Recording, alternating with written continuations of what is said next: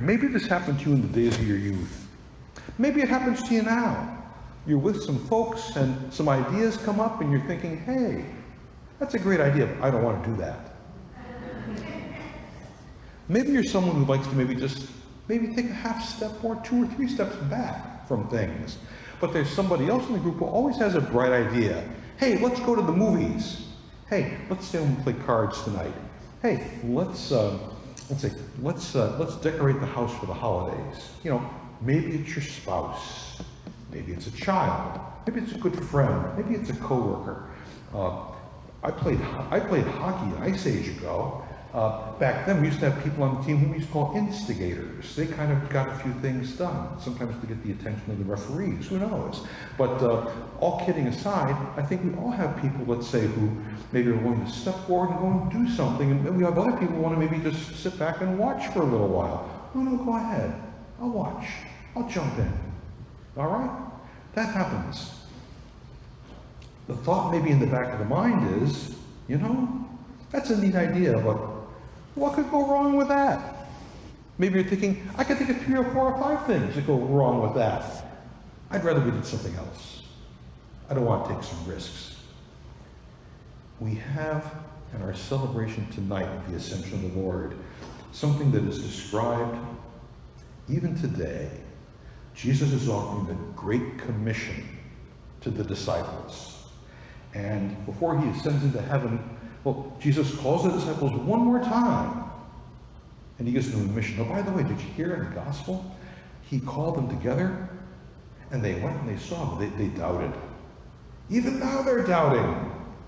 Maybe it'll take the Holy Spirit to kind of come by and nudge them. Who knows? Maybe the Holy Spirit will change them around. But it's interesting. Jesus gives them one more mission. Go and evangelize the world. Maybe you can finish the line for me. Go and baptize all the nations in the name of the Father and of the Son and of the Holy Spirit. And the disciples are thinking, hey, what could go wrong with that? Weren't we being persecuted for that? We're hiding in a room, the upper room, because we were worried about the Jews, the Romans, everybody else. Maybe we struggle with the Christian life every now and then. We feel that we're just not kind of measuring up. Maybe we feel we don't have it in us to maybe be the kinds of followers that Jesus really needs and deserves. Or maybe we're thinking, I just don't know what to say. I've been listening to Jesus. He has all the words. When I try to say the words, they come kind of out like this. Where do we start? Well, when it comes to Jesus, what is there to say that already hasn't been said 100 times by someone else who might seem more knowledgeable or holy or saintly or charismatic? What gives me the authority to speak for God? What could go wrong with that? Jesus knows our doubts, just as he knew the unspoken doubts and worries of the apostles during that last mountaintop meeting.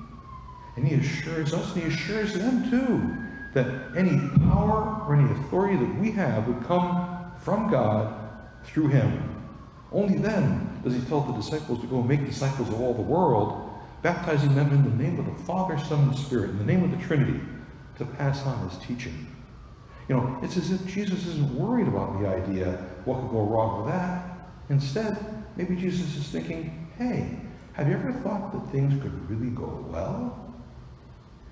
What could be the best that could happen instead? And Jesus, standing with us, and by the way, spoiler alert, soon we're going to be celebrating how Father and Son together send the Holy Spirit to be with us. With the Holy Spirit, hey, wow. Imagine all the great things that could come from that.